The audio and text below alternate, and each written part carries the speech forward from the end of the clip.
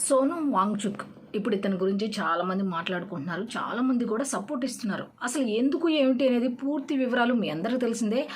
కాకపోతే సోను వాంగ్చుక్ ఎవరా అని చెప్పి నేను కూడా కొన్ని రకాల వీడియోస్ చేసి చూశాను కూడా. చూస్తే ఆ వీడియోస్లో చాలామంది ఏం చెప్తున్నారంటే భరత మాత అయితే పిత ఎక్కడ, అట్లాగే రాముడు సీతకు సంబంధించి కొన్ని విషయాలు అయితే ఆయన చాలా చులకనగా మాట్లాడాడు అనేది అయితే విన్నా.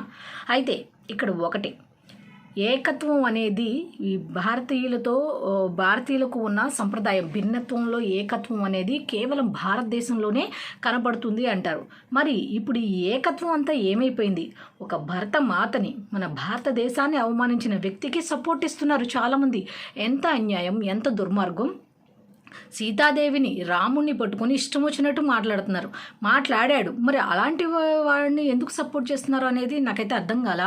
తర్వాత ఇప్పుడు నీట్ ఎగ్జామ్కి సంబంధించి పిల్లల గురించి చాలా పోరాటాలు వీళ్ళు చేస్తున్నారు అని కాక్రోచ్ పార్టీతో కలిపి వాళ్ళు ఈ విధంగా మాట్లాడుతున్నారు అన్నారు కదా. సరే, ఇతనికి మద్దతు ఇచ్చే వాళ్ళందరూ కూడా ఏం చెప్తున్నారు తెలుసా? అక్కడ సనాతన ధర్మం గురించి, హిందువుల గురించి మాట్లాడుతున్నారు. కానీ అక్కడ జరుగుతుంది నీట్ ఎగ్జామ్కి సంబంధించి విద్యార్థుల గురించి కదా. ఆయన అపారమైన అనంతమైన దీక్ష చేపట్టింది. మరి ఆయనకు మద్దతు ఇవ్వడానికి వచ్చిన వాళ్ళందరూ కూడా ఈ సీతాదేవిని, లేకపోతే హిందువుల గురించి, సనాతన ధర్మం గురించి ఎందుకు మాట్లాడుతున్నారు అనేది కనీసం ఆ దీక్ష చేస్తున్న ఆయన కూడా ఎందుకు చెప్పలేకపోతున్నారు? ఆ చుట్టుపక్కల ఉన్న వాళ్ళందరూ కూడా ఎందుకు చెప్పలేకపోతున్నారు? ఒకసారి ఆలోచించండి. ఇదే ఒక అల్లాని కానీ, ఒక యేసు ప్రభుని కానీ అతను అలా, ఆ సోనం వాంగ్చుక్ అని అతను అలా మాట్లాడి ఉంటే ఇప్పుడు కొంతమంది మాట్లాడుతున్న వాళ్ళందరూ కూడా ఆయనకి సపోర్ట్ ఇచ్చేవాళ్ళ.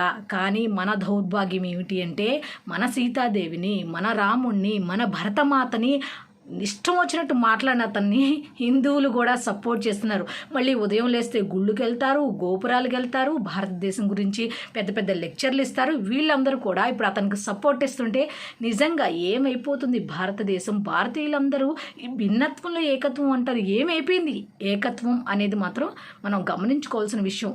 ఆయన్ని ఎందుకు సపోర్ట్ చేస్తున్నాము అనేది ఆలోచించుకోండి. ఆయన మన సంస్కృతి సాంప్రదాయాలు, అలాగే మన సనాతన ధర్మం గురించి ఎటువంటి మాటలు మాట్లాడాడు. ఆయన ఎటువంటి స్వార్థం లేకుండా కేవలం ఈ నీట్ ఎగ్జామ్ గురించి మాత్రమే ఈ నిరాహార దీక్ష చేస్తున్నాడా?